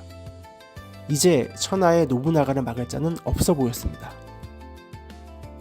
하지만 역사는 또다시 그에게 시련을 줍니다. 동쪽에서 호랑이 신겐의 뒤를 이은 다케다 가츠오리가 최강 기마 군단을 이끌고 다시 움직이기 시작했기 때문이죠. 다음 12강에서는 철포 3000정으로 기마대를 박살낸 나가시노 전투에 대해 이야기해 보겠습니다. 감사합니다. 안녕하세요. 지난 시간 우리는 노부나가가 배신자들을 처단하며 공포와 권력으로 질서를 재편해가는 과정을 보았습니다. 하지만 동쪽의 위협이 완전히 사라진 것은 아니었습니다. 다케다 신겐의 뒤를 이은 아들 다케다 가츠오리. 그는 아버지 사오의 신종론을 무시하고 스스로의 능력을 증명하려는 듯 다시 전면에 나섭니다. 1575년 봄 가츠오리는 약 1만 안팎에서 1만 5천에 이르는 군세로 도쿠가와 이에야스 측의 요충지인 나가시노성을 포위하며 압박을 시작했습니다. 언제 도쿠가와 이에야스의 카테고리를 따로 할 때 자세히 말씀드리겠지만 이때 이에야스는 허울만 노부나가의 동맹이자 친구이지 개인적으로는 사실상 가신이 아닌가 싶을 정도로 철저하게 노부나가의 손발이 되어줍니다. 어쨌든 오늘 이야기는 칸과 창 그리고 기마돌격이 상징하는 전통적 전법과 총과 방체 그리고 조직적 화력이 상징하는 새로운 전법이 정면으로 충돌한 나가시노 전투입니다. 1575년 5월 나가시노성은 다케다군에게 완전히 포위되어 함락 직전의 상황으로 몰립니다. 성주 오쿠다이라 노부마사는 절망적인 형세 속에서 한 병사를 몰래 성 밖으로 내보내 도움을 청하게 하는데 그의 이름이 바로 토리이 스네에몬입니다. 전하는 이야기에 따르면 스네에몬은 물살 거센 강을 헤엄쳐 포위망을 뚫고 이에야스 측이 있는 오카자키 방면까지 수십 킬로미터를 달려가 구원 요청을 전했다고 합니다. 그는 다시 성으로 돌아오다가 결국 붙잡히고 맙니다. 다케다 측은 그를 성문 앞에서 협박하며 구원병은 오지 않는다고 외치면 살려주겠다고 회유합니다. 하지만 스네에몬은 끝내 이를 거부하고 구원군이 온다, 며칠만 버텨라 라고 외친 뒤 형틀에 매달려 처형당했다고 전해집니다. 물론 이 이야기는 후대에 윤색된 전승의 색채가 강합니다. 하지만 그가 필사의 구원 요청과 아군의 사기 진작을 이끌어낸 상징적인 인물로 기억된 것은 분명하며 나가시노성이 끝까지 버틴 배경을 설명해주는 아주 중요한 에피소드입니다. 노부나가와 이에야스는 우원군을 편성해 나가시노 인근으로 진군합니다. 결전은 시타라가라라 불리는 좁은 구릉지대에서 벌어지게 되죠. 연합군의 병력은 노부나가가 약 3만, 이에야스 약 8천으로 합계 3만 8천 전으로 이야기됩니다. 중요한 것은 숫자 그 자체보다 노부나가가 이 싸움을 단순한 정면 충돌이 아니라 철저히 준비된 방어전으로 설계했다는 점입니다. 노부나가는 평원 전면에 말의 돌격을 막기 위한 방책을 연속적으로 설치하게 하고 그 뒤에 다수의 철포대를 배치합니다. 당시 철포는 장전 시간이 길고 날씨의 영향을 받는다는 치명적인 단점이 있었지만 노부나가는 바로 그 약점을 압도적인 집중 배치와 집단 운용으로 극복하려 했습니다. 전투는 5월 21일 장마철의 습한 기운이 남아있는 아침에 시작되었습니다. 다케다군 내부에도 철수해야 한다는 신중론이 있었지만 젊은 가츠오리는 이 전장을 돌파해야 한다는 판단 아래 공격을 선택합니다. 여기서 짚고 넘어가야 할 점은 우리가 흔히 말하는 다케다 기마대가 전원 말만 탄 기병대는 아니라는 것입니다. 또한 전에도 말씀드렸지만 기마부대라 하더라도 영화나 드라마에서 보는 것처럼 말 위에서 현란하게 적을 베는 장면을 연출하는 부대가 아니었습니다. 다케다 가문의 병법서이자 역사서인 갑양군감을 보면 전투가 시작되면 말에서 내려서 싸우는 것이 기본적인 지침입니다. 당시 일본의 말은 서양의 말보다 덩치가 작아 충돌에 약했으며 이동은 빠르게 말로 할 수 있었지만 실제 백병전은 내려서 싸우는 것이 정석이었습니다. 물론 난전 중 마상 전투가 불가능하고까지는 아니고요. 여하튼 다케다군은 기마무사를 핵심으로 하되 보병과 여러 병종이 함께 움직이는 혼성군이었습니다. 그럼에도 이 전투에서 다케다군의 핵심 전술은 역시 기마 돌격을 중심으로 한 강력한 충격파였습니다. 다케다의 붉은 군대가 방책 앞으로 밀려오자 연합군의 철포대는 준비된 사선에서 일제히 불을 뿜기 시작합니다. 나가시노 전투를 설명할 때 가장 유명한 것이 바로 3단 사격입니다. 이것을 문자 그대로 3열의 기계처럼 딱딱 맞춰 교대했다고 단정하기보다는 전투 현장에서 철포대를 여러 단위로 나누어 교대로 쏘게 함으로써 총성이 끊이지 않게 만든 시스템으로 이해하는 편이 더 정확합니다. 핵심은 단순히 총이 많았다가 아니라 장전 시간이 긴 무기를 조직적으로 돌려가며 지속 화력을 만들어낸 운용의 혁신이었습니다. 총성이 멈추지 않는 사이 다케다군의 돌격은 방책 앞에서 둔화되고 혼란에 빠집니다. 공격을 반복할수록 시체만 쌓이는 죽음의 구조에 갇히게 된 것입니다. 이 전투에서 다케다 측은 괴멸적인 피해를 입었습니다.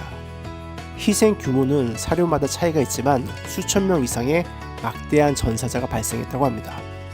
특히 신겐 시절부터 다케다 가문을 떠받치던 전설적인 맹장들 바바노부하루, 야마가타 마사카게, 나이토 마사토요 등이 모두 이곳에서 전사했습니다. 코사카 마사노부는 다른 곳을 지키고 있어 화를 면했으나 사실상 지휘부가 붕괴된 셈입니다. 나가시노 전투는 개인의 무용만으로 전황을 뒤집을 수 없으며 방어 시설과 지속 화력이 전장을 지배하기 시작했음을 알리는 역사적 변곡점이었습니다.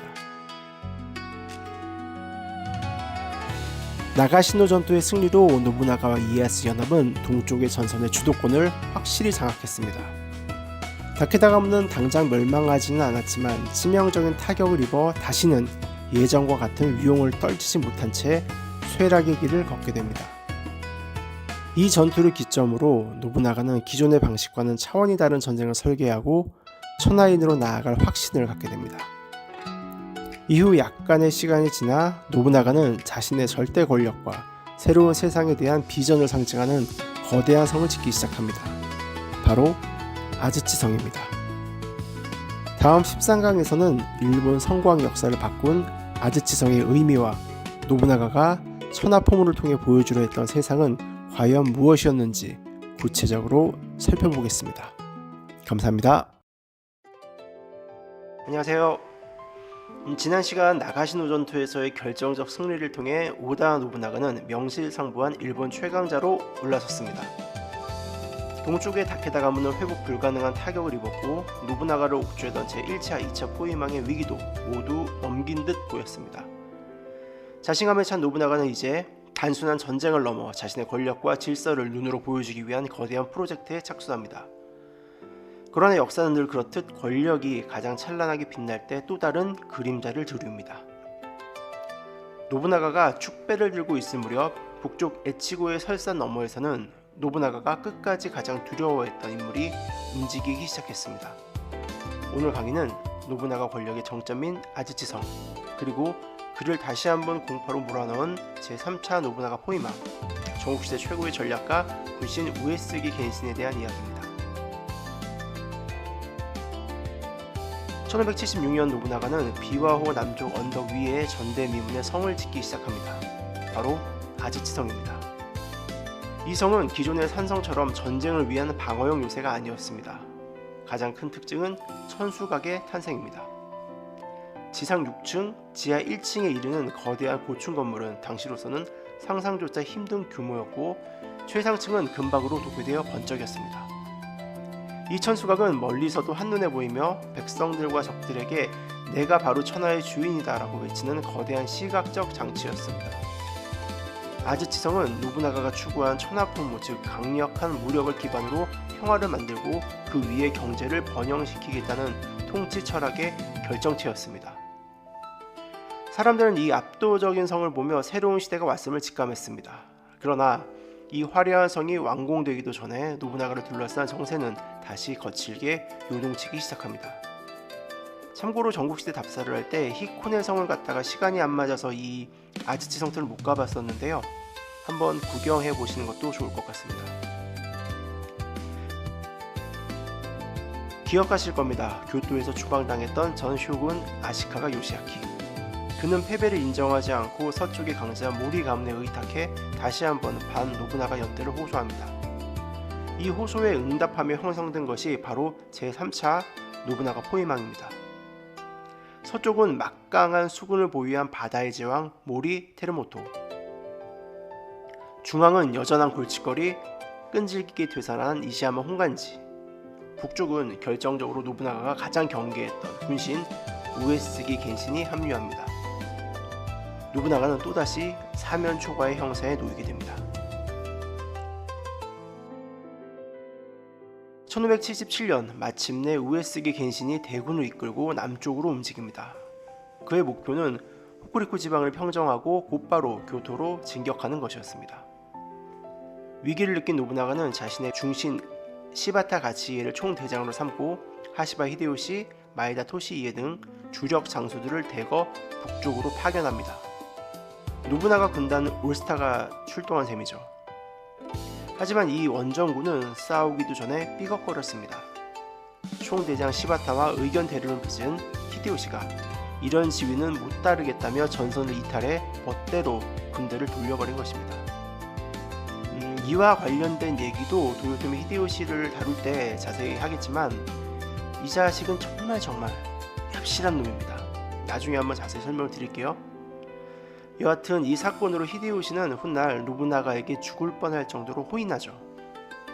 어쨌든 팀워크가 무너진 오다군은 불안한 상태로 비 내리는 테도리가와 강가에서 겐신과 마주합니다. 전투 결과는 처참했습니다. 우에스기 겐신은 오다군의 규모를 보고 겁먹은 척 물러나는 기만 전술을 썼고 공명심에 눈먼 오다군은 강을 건너 추격하는 무리수를 둡니다. 오다군이 강을 반쯤 건넜을 때 겐신은 기다렸다는 듯 군대를 돌려 들이닥쳤습니다. 때마침 불어난 강물과 겐신의 완벽한 타이밍에 오다군의 진영은 순식간에 붕괴됩니다. 베어 죽은 자보다 강물에 휩쓸려 죽은 자가 더 많았다. 기록에 따르면 오다군은 제대로 반격조차 못해보고 패주했습니다. 이 전투는 노부나가가 겪은 전쟁 중 전술적으로 가장 완벽한 패배이자 굴욕으로 꼽힙니다. 군신 겐신의 위험 앞에 노부나가의 정예군이 어린애처럼 당한 것입니다. 패배 소식을 들은 노부나가는 당황합니다. 겨울이 지나고 1578년 봄이 오면 겐신은 대군을 몰고 교토로 서두를 것이 분명했기 때문입니다. 그러나 1578년 3월 역사에 남을 기적같은 일이 또 벌어집니다. 출진을 며칠 앞두고 우에스기 겐신이 화장실에서 뇌출혈로 쓰러져 급사한 겁니다. 다케다 신겐 때와 소름 끼치도록 똑같습니다. 노부나가에게 최후의 일격을 날리기 직전 최강의 적이 스스로 역사 속으로 사라져준 겁니다. 만약에 드라마를 이런 식으로 쓰면 시청자들한테 엄청 욕을 먹겠죠. 위기 때마다 상대가 죽는 걸로 결말을 내면 작가의 역량을 의심받을 겁니다. 하지만 역사적 사실은 어쩔 수가 없죠. 우에스기 겐신의 죽음으로 제3차 포위망의 북쪽 축은 허무하게 무너졌습니다. 육지에서 노부나가를 정면으로 힘으로 누를 수 있는 세력은 이제 없습니다. 하지만 싸움이 끝난 것은 아닙니다. 서쪽 바다에는 겐신 못지않게 까다로운 적, 모리 가문의 수군과 이시야마 홍간지가 여전히 건재했기 때문입니다. 자세한 이야기는 다음 시간에 다루어 보겠습니다. 아마 오다 노부나가에 대한 이야기는 앞으로 서머편으로 마무리가 될 것 같으니까 끝까지 관심 부탁드립니다. 감사합니다.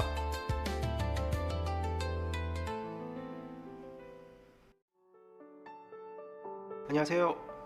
지난 시간까지 우리는 노부나가가 나가시노 전투에서 다케다 가문에게 치명적인 타격을 입히고 테도리가와 패배 이후에도 결국 우에스기 겐신이라는 최대 변수를 하늘의 도움으로 넘기는 과정을 살펴보았습니다. 북쪽에서 자신을 정면으로 위협하던 강적이 사라지면서 노부나가는 다시 한번 주도권을 되찾는 듯 보였습니다.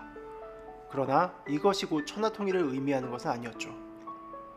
오사카 일대에는 여전히 10년 가까이 항복하지 않고 버티는 거대한 적 이시야마 홍간지가 남아있었기 때문입니다. 이 홍간지가 버틸 수 있었던 이유 중 하나는 바다였습니다. 서쪽의 강자 모리 가문이 강력한 수군을 바탕으로 식량과 무기, 병력을 실어나르며 홍간지의 조령 역할을 했었죠. 오늘 강의는 노부나가가 이 마지막 퍼즐인 바다를 지배하기 위해 선택한 해법, 철갑선의 등장과 외부의 적이 사라진 이후 본격적으로 드러나기 시작한 내부의 긴장에 대한 이야기입니다. 1576년 여름, 노부나가는 이시야마 홍간지를 고립시키기 위해 야심차게 해상 공세를 시도합니다. 그러나 결과는 참담했습니다.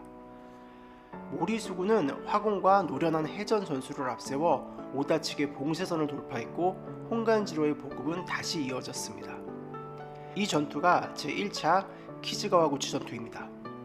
여기서 중요한 점은 오다 측 함선이 단순히 불에 탔다는 피해 규모보다 해상 통제권을 상실하면서 공세 자체가 무너졌다는 사실입니다. 노부나가에게는 뼈아픈 패배였죠. 패전 소식을 들은 노부나가는 기존 상식으로는 바다를 이길 수 없다는 사실을 깨달았습니다. 그리고 그때 상식을 뒤엎는 명령을 내립니다. 불에 지지 않는 배, 화공을 견뎌낼 수 있는 배를 만들어라. 이 명령 아래 수군 사령관 구키 요시타카를 중심으로 새로운 형태의 대형 전투선이 건조되기 시작합니다. 1578년 무렵 마침내 완성된 배들은 기존 일본 수군에서는 볼 수 없었던 규모와 구조를 갖추고 있었습니다. 이 배들은 흔히 철갑선이라 불립니다. 오늘날 학계에서는 이를 선체 전체를 철로 감싼 완전한 장갑함으로는 보지 않습니다. 다만 불화살과 화염 공격에 버틸 수 있도록 금속 방어를 포함한 방염, 방호 구조를 강화한 선박이었을 가능성이 크며 화포와 대구경 조총을 집중적으로 운용할 수 있도록 설계된 점이 특징이었습니다. 핵심은 철이라는 소재 그 자체보다 기존 해전의 판도를 바꾸기 위한 방어력과 화력의 결합이었습니다. 1578년 늦가을 제2차 키즈가와구치 전투에서 이 새로운 전함들이 처음으로 실전에 투입됩니다. 모리수군은 이전과 마찬가지로 불화살과 화공을 앞세워 공격했지만 강화된 선체를 가진 오다 측 함선들은 쉽게 무너지지 않았습니다. 오히려 근접한 거리에서 쏟아붓는 오다 수군의 집중 화력에 모리수군은 큰 피해를 입고 물러날 수밖에 없었습니다. 이 전투로 모리수군이 완전히 괴멸된 것은 아니었지만 홍간지로 향하던 보급로는 심각한 타격을 입었고 해상 공세는 이전과는 비교할 수 없을 만큼 결정적인 수준에 이르렀습니다. 보급이 끊긴 이시야마 홍간지는 더 이상 버틸 힘이 없었습니다. 결국 1580년 홍간지는 오사카 성을 비우고 퇴거하며 10년에 걸친 지루한 전쟁은 종결됩니다. 그런데 전쟁이 끝나자마자 노부나가는 오다 가문의 필두 중신 사쿠마 노부모리를 추방해버립니다. 이유는 냉혹했습니다. 지난 5년간 홍간지 전쟁에서 아무런 적극적인 성과를 내지 못했다. 이는 전쟁이 끝나자마자 단행된 노부나가식 인사 통치의 상징적인 사건이었습니다. 평생을 바친 공로와 연륜도 면제부가 되지 않았습니다. 성과가 없으면 원로라도 버려진다. 이 메시지는 승리에 취해 있던 오다 가문의 장수들에게 깊은 공포를 심어주었습니다. 그로부터 2년 뒤인 1582년 봄, 노부나가는 동쪽으로 군을 돌려 다케다 가문을 칩니다. 이미 기세가 꺾인 다케다 가문은 가신들의 배신으로 무너졌고 당주 다케다 가스오리는 자결하며 명문 다케다 가문은 역사 속으로 사라집니다. 이로써 노부나가를 정면으로 위협할 수 있는 외부의 강력한 적은 사실상 모두 사라졌습니다. 천하통일은 눈앞이었습니다. 그러나 적이 사라진 자리에는 숨막히는 긴장이 채워졌습니다. 원로 사쿠마가 쫓겨나고 명문 다케다가 멸망하는 과정을 지켜보며 누군가는 언젠가 그 칼날이 자신을 향할지도 모른다는 불안을 느꼈을지도 모릅니다. 노부나가는 실패를 용납하지 않는 냉혹한 권력자였고 가신들은 그 곁에서 숨죽여야 했습니다. 아이러니하게도 외부의 적이 사라진 바로 그 순간부터 내부는 조용히 균열을 키워가고 있었습니다. 운명의 1582년 6월, 그 시간이 그렇게 서서히 다가오고 있었습니다. 다음 15강에서는 이 모든 긴장이 폭발하는 순간 일본 역사상 가장 유명한 사건인 혼노지의 병과 그 직전까지 이어진 심리적 정치적 미스테리를 본격적으로 살펴보겠습니다. 감사합니다. 안녕하세요. 1582년 6월 2일 새벽 일본 역사의 흐름을 완전히 뒤바꾼 대사건 혼노지의 변이 일어납니다. 천하통일을 눈앞에 두었던 오다 노부나가가 자신의 부하 아케치 미치히데의 손에 의해 허무하게 생을 마감한 사건입니다. 오늘 강의는 후대 군담 소설과 드라마적 과장을 가능한 한 걷어내고 신장공기, 루이스 프로이스 서원 등 당대 1차 사료를 중심으로 그날 실제로 무슨 일이 벌어졌는지를 최대한 차분하게 재구성해보려고 합니다.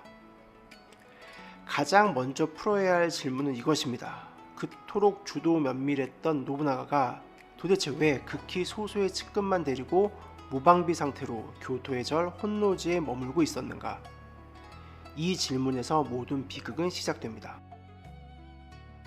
1582년 5월 서쪽 전선 비추 다카마치 성에 나가 있던 하시바 히데요시로부터 긴급한 전령이 도착합니다. 모리 가문의 대군이 도착했습니다. 주군께서 친히 대군을 이끌고 와주십시오. 이 요청의 배경을 입체적으로 볼 필요가 있습니다. 첫째, 군사적 위기는 실제였습니다. 히데요시는 수공으로 다카마치 성을 거의 함락시키는 데 성공했지만 뒤이어 서국 최강 모리 가문의 본대 약 2에서 3만 규모로 추정되는 대군이 도착하면서 상황은 순식간에 위험해졌습니다. 히데요시군 역시 비슷한 규모였기 때문에 자칫하면 앞뒤로 협공당할 수 있는 구조였습니다. 둘째로 동시에 여기에 히데요시 특유의 정치적 계산이 있었다고 보는 시각도 있습니다. 히데요시는 무리해서 혼자 싸우기보다 주군을 불러 압도적인 병력으로 확실하게 마무리하고 공은 주군께 돌린다는 방식의 고급 처세술을 선택했다는 거죠. 실제 노부나가는 이 보고를 받고 상황을 비교적 낙관적으로 판단했던 것으로 보입니다. 그에게 이번 출진은 위험한 원정이라기보다는 이미 다 이긴 싸움을 직접 확인하러 가는 개선 행진에 가까웠습니다. 노부나가는 대규모 원정 계획을 세웁니다. 선발대는 아케치 미치히데에게 약 1만 3천 명의 병력을 맡겨 먼저 서쪽으로 출발시키고 본대는 노부나가 자신과 장남 노부타다가 며칠 뒤 정비를 마쳐 합류하는 구조였습니다. 문제는 노부나가가 본대 출발을 기다리지 않고 먼저 교토로 들어갔다는 점입니다. 이유는 복합적이었습니다. 첫째, 다도의 일정입니다.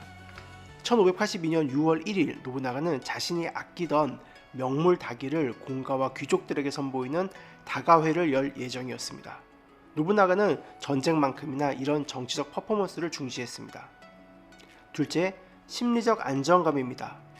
혼노지는 해자와 토벽을 갖춘 요새형 숙소였고 노부나가는 평소에도 자주 머물던 장소였습니다. 무엇보다 자신의 부하 미치히데의 1만 3천 대군이 교토 서쪽에 있다는 사실이 결정적인 안심 요인이었겠죠. 즉 아군이 근처에 있다는 믿음이 역설적으로 최악의 방심을 낳았고 노부나가는 고작 100여 명의 시동과 측근만 데리고 혼노지에 머물게 됩니다. 6월 1일 오후 미치히데의 군대는 가메야마 성을 출발해 서쪽으로 향하다가 돌연 교토로 진로를 바꿉니다. 후대 기록에 따르면 일반 병사들은 이 시점에서도 반역을 전혀 알지 못했다고 합니다. 주군께서 교토에 계시니 열병식을 하려나 보다 혹은 도쿠가와 이에야스 접대를 도우러 가는구나 정도로 생각했을 수 있습니다. 미치히데는 카츠라강을 건널 즈음 간부들에게만 진실을 알리고 전군에 명령합니다. 적은 혼노지에 있다. 1582년 6월 2일 새벽 혼노지는 완전히 포위됩니다. 신장공기는 이 장면을 매우 담담하게 기록합니다. 잠에서 깬 노부나가는 소란을 듣고 묻습니다. 이게 무슨 일이냐? 시동 모리 란마루가 보고합니다. 깃발에 도라지 모양이 보입니다. 아케치 미치히데의 군세입니다. 믿었던 신복의 배신? 이때 노부나가가 남긴 말은 단 한 줄입니다. 시비가 없다. 어쩔 수 없다. 옳고 그름을 따질 때가 아니다. 혹은 어쩔 수 없구나 라고 해석합니다. 노부나가는 활을 쏘다 줄이 끊어지자 창을 들고 싸웠고 팔에 부상을 입자 여자들을 대피시키라고 명한 뒤 방으로 들어갑니다. 그리고 문을 잠그고 불을 질렀습니다. 드라마에서는 노부나가가 불 속에서 춤을 추었다고 묘사되지만 1차 사료에는 춤에 대한 기록은 없습니다. 실제로 본 사람도 없을 테고요. 다만 시신이 적에게 모욕당하지 않도록 완전히 태워지기를 원했다는 해석이 가장 유력합니다. 미치히데는 잿더미를 샅샅이 뒤졌지만 노부나가의 유해는 끝내 발견되지 않았습니다. 1582년 6월 2일 천하인 오다 노부나가는 시신조차 남기지 못한 채 역사 속으로 사라집니다. 그렇다면 가장 큰 미스터리, 미치히데는 왜 칼을 돌렸을까요? 1차 사료에는 명확한 범행 동기가 기록되어 있지 않습니다. 그래서 여기서는 썰 몇 개만 소개해드리겠습니다. 첫째, 원한설입니다. 후대 기록에는 노부나가가 미치히데를 대머리라고 조롱하거나 폭행했다는 일화들이 반복적으로 등장합니다. 디테일은 논쟁적이지만 노부나가가 말년에 가신들에게 매우 폭력적이고 모욕적인 통치를 했다는 장면들은 간간히 발견됩니다. 둘째, 시코쿠 정책 변경설입니다. 미치히데는 노부나가의 명으로 시코쿠의 초소카베 가문과 외교를 담당하던 인물이었습니다. 그런데 1582년 노부나가는 갑자기 방침을 바꾸어 초소카베를 공격하라고 명합니다. 담당자인 미치히데의 외교적 성과와 정치적 입지는 하루아침에 무너집니다. 셋째, 구조조정 공포설입니다. 직전의 원로 가신 사쿠마도모리가 성과 부족을 이유로 추방당했습니다. 후대 기록과 정황을 종합하면 미치히데 역시 기존 영지를 유지하기 어려운 상황에 놓이고 서국 전선에서 새로운 성과를 요구받는 압박을 받았을 가능성이 있습니다. 이는 사실상 성과를 못 내면 다음은 너다라는 생존의 위협일 수도 있었습니다. 이 모든 요인이 겹치면서 미치히데는 더 이상 정상적인 방식으로 살아남을 출구가 없다고 판단했을 가능성이 있습니다. 어쨌든 같은 날 아침 장남 노부타다까지 전사하며 오다 정권의 수뇌부는 붕괴합니다. 미치히데는 자신이 승리했다고 믿었습니다. 그러나 이 소식은 곧장 서쪽으로 날아갔고 비추 다카마츠성에 있던 히데요시의 귀에 들어갑니다. 이로써 무대의 주인공은 바뀝니다. 다음 마지막 강의에서는 미치히데의 허무한 몰락, 이른바 3.1천하, 그리고 노부나가의 유산을 이어받아 전국시대를 마무리 짓는 히데요시의 등장을 다루며 이 대장정을 마무리하겠습니다. 감사합니다. 안녕하세요. 드디어 오다 노부나가 일대기 그 대장정의 마지막 시간입니다. 1582년 6월 2일 새벽 혼노제의 변으로 천하인 오다 노부나가가 갑작스럽게 생을 마감합니다. 설상가상으로 후계자로 여겨지는 장남 오다 노부타다마저 니조성에서 전사하면서 오다 정권의 지휘체계는 한순간에 붕괴되었습니다. 일본 전역은 극심한 혼란에 빠졌습니다. 권력의 공백, 즉 파워 베큐um 상태가 된 것이죠. 이제 누가 먼저 교토를 장악하느냐가 곧 천하의 주인을 결정하게 됩니다. 반란을 성공시킨 인물 아케치 미치히데가 가장 유력한 승계자로 보였습니다. 그러나 서쪽 전선에서 상식을 뛰어넘는 속도로 동쪽을 향해 돌진하고 있는 한 남자가 있었죠. 오늘 마지막 강의에서는 미치히데의 허무한 몰락, 이른바 3.1천하의 진실과 주군의 시신 없는 장례를 치르며 시대의 계승자로 등극하는 하시바 히데요시의 귀환을 살펴보겠습니다. 혼노제의 변 다음 날인 6월 3일 밤이었습니다. 서쪽 비추 다카마츠성에서 모리 가문과 대치 중이던 히데요시에게 급보가 도착합니다. 미치히데가 모리 측과 접촉하기 위해 보낸 밀사를 히데요시 측이 우연히 포착했다는 설이 유력합니다. 노부나가님께서 돌아가셨다. 히데요시는 땅을 치며 통곡했다고 전해집니다. 하지만 슬픔에 머문 시간은 길지 않았습니다. 그는 즉시 눈물을 닦고 상황의 본질을 파악합니다. 노부나가의 죽음은 위기이자 동시에 새로운 질서가 탄생할 단 한 번의 기회였습니다. 히데요시는 노부나가의 죽음을 철저히 비밀에 붙인 채 모리 가문과 전격적인 평화 협정을 추진합니다. 성주 시미지 무네하루가 할복하면 성안의 병사는 모두 살려주겠다. 이 파격적인 조건으로 다카마츠성을 항복시킨 히데요시는 서쪽 전선을 깔끔하게 정리한 뒤 즉시 말머리를 동쪽으로 돌립니다.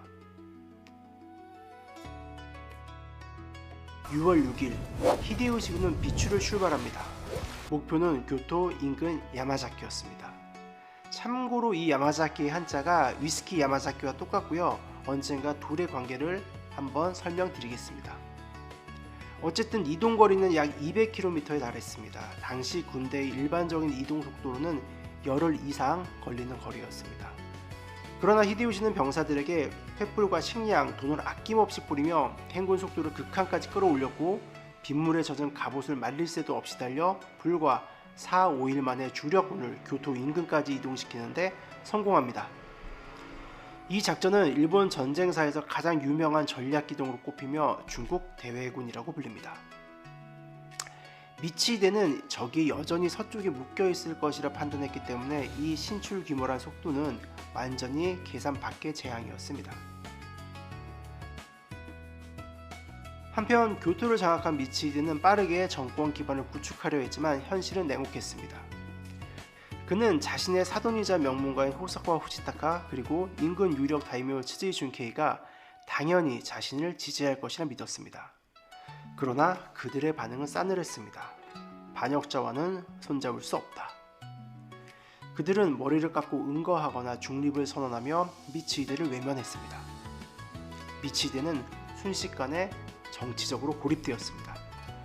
그는 조정과 귀족들에게 금품을 제공하며 정당성을 인정받으려 했지만 히데요시의 대군이 도착했다는 소식에 군 내부의 동요는 걷잡을 수 없이 커져갔습니다. 1582년 6월 13일 오후 교토 남서부 야마자키 일대에서 양군이 충돌합니다. 히데요시 군은 약 4만 명으로 불어난 상태였고 미치히데 군은 1만 6천 명에 불과했습니다. 히데요시 군은 수적으로 압도했을 뿐만 아니라 복수심으로 사기 또한 높았습니다. 전투의 승패를 가른 핵심 거점은 텐노산, 즉 천왕산이라 불리는 고지대였습니다. 이 고지를 먼저 장악한 히데요시 측이 전장을 내려다보며 맹공을 퍼부었고 미치히데 군은 허무하게 붕괴됩니다.